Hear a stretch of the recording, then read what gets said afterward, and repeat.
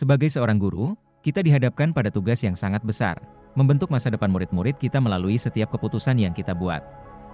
Filosofi Ki Hajar Dewantara dengan konsep Pratap Triloka, di depan memberi teladan, di tengah membangun semangat, dan di belakang memberi dukungan, menjadi panduan bagi kita dalam memimpin pembelajaran. Prinsip ini juga erat kaitannya dengan proses pengambilan keputusan. Seorang pemimpin pendidikan tidak hanya memutuskan berdasarkan hasil akademis, tetapi juga mempengaruhi moral dan etika setiap individu yang mereka bimbing. Nilai-nilai yang tertanam dalam diri kita sangat berpengaruh terhadap prinsip yang kita pegang dalam pengambilan keputusan.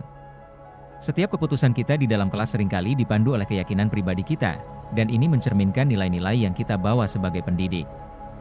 Dalam menghadapi dilema etika, paradigma pengambilan keputusan seperti individu versus komunitas atau keadilan versus belas kasih, memberi kita kerangka kerja untuk berpikir lebih bijaksana.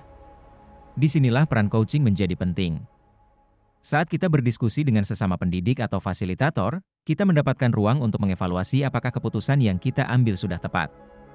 Coaching membantu kita merefleksikan, apakah keputusan itu efektif? Apakah ada hal yang kita lewatkan? Ini adalah proses pembelajaran yang berkelanjutan, di mana bimbingan membantu kita mengasah keterampilan dalam mengambil keputusan yang lebih baik di masa mendatang. Selain itu, kemampuan kita dalam menyadari dan mengelola aspek sosial emosional berpengaruh besar pada pengambilan keputusan. Kita tidak hanya menghadapi masalah akademis, tetapi juga moral. Dilema etika di kelas seringkali kembali pada nilai-nilai kita sebagai guru. Apakah kita menempatkan kepentingan murid di atas segalanya? Dan apakah keputusan yang kita buat akan menciptakan lingkungan yang positif dan kondusif? Setiap keputusan yang tepat akan membantu menciptakan suasana belajar yang aman, nyaman, dan memacu perkembangan potensi murid secara optimal. Namun, kita tidak dapat mengabaikan tantangan di lingkungan kita.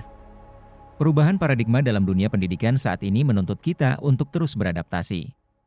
Menghadapi dilema etika di tengah tuntutan kurikulum dan ekspektasi masyarakat seringkali menjadi ujian bagi kita.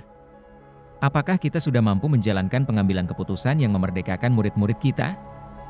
Bagaimana kita bisa memastikan bahwa pembelajaran yang kita desain sesuai dengan potensi unik setiap murid?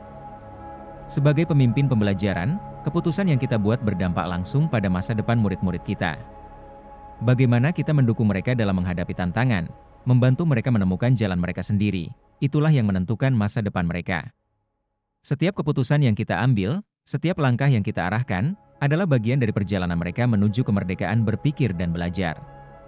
Mempelajari konsep dilema etika, bujukan moral, paradigma, dan prinsip pengambilan keputusan dari modul ini memberi kita kerangka yang lebih jelas untuk menghadapi masalah di lapangan.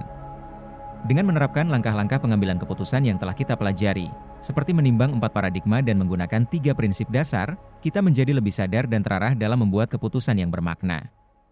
Jika kita melihat kembali pengalaman kita sebelum mempelajari modul ini, mungkin kita pernah dihadapkan pada situasi dilema moral, namun seringkali tanpa kesadaran penuh akan langkah-langkah yang kita ambil.